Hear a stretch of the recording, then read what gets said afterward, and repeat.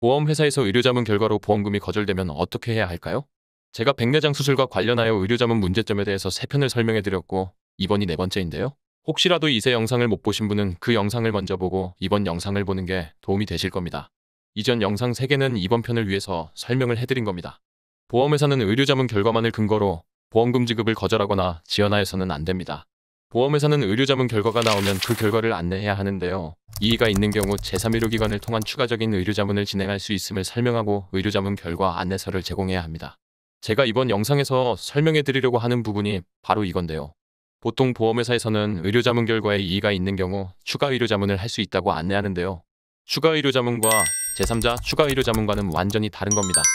추가 의료자문은 100번을 해도 결과가 같습니다. 아무런 의미도 없는 겁니다. 제3자 추가 의료자문은 의료기관을 보험회사와 보험계약자가 상의해서 정하는 것입니다. 이때 보험회사는 1년간의 의료자문을 실시한 의료기관 리스트도 제공해야 합니다. 당연히 직전에 받은 의사는 제외가 됩니다. 보험회사에서 의료자문 결과를 근거로 보험금 지급을 거절하거나 지연하고 있다면 제가 제안하는 방법으로 진행해보세요. 일단 의료자문 결과 안내 확인서를 받으신 다음에 제3의료기관 추가 의료자문을 요청하세요. 여기에는 직전 1년간 의료자문을 실시한 의료기관 리스트도 포함됩니다. 받은 자료를 가지고 주치의 면담을 요청하세요. 지난 영상에서 설명해드렸듯이 이 의료자문은 다른 의료자문과는 결이 다릅니다. 수술할 필요가 없는 수술을 했다라고 하는 것이기 때문에 의사들 입장에서도 아주 중요한 문제입니다. 이전 영상에서 의사분들에게도 제가 부탁을 드렸는데요. 의사분들도 나서야 합니다. 같이 따지셔야 합니다. 학회나 의사회도 제3의료기관에 포함됩니다. 학회나 의사회를 통해 추가 의료자문을 실시할 수 있도록 요구해보시고 최소한 의료자문의 내용에 대한 반박과 수술을 선택했던 의학적 근거에 대한 자세한 소견을 요청하시기 바랍니다. 이제 제3의료기관을 정하면 되는데요. 학회나 의사회에서 진행을 해주는 것이 가장 좋습니다. 안 된다면 제가 의료자문 문제점 2편에 올려드린 방법대로 전체 보험회사가 진행한 의료자문 내역을 확인하신 다음에 가장 많이 시행한 5군데는 제외시키고 보험회사와 상의하여 결정하기를 권해드립니다. 이유는 다들 아실 것 같고요.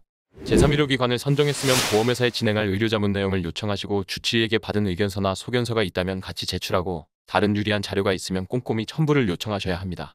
제가 생각하기로는 이 방법이 소송을 제외하고 할 수 있는 마지막 방법입니다. 기다리는 것은 좋은 방법이 아닙니다. 대법원 판결을 기다리신다고 하는 분들이 있는데 지금 대법원에 올라가 있는 사건은 입원이냐 아니냐를 가지고 다투는 사건입니다.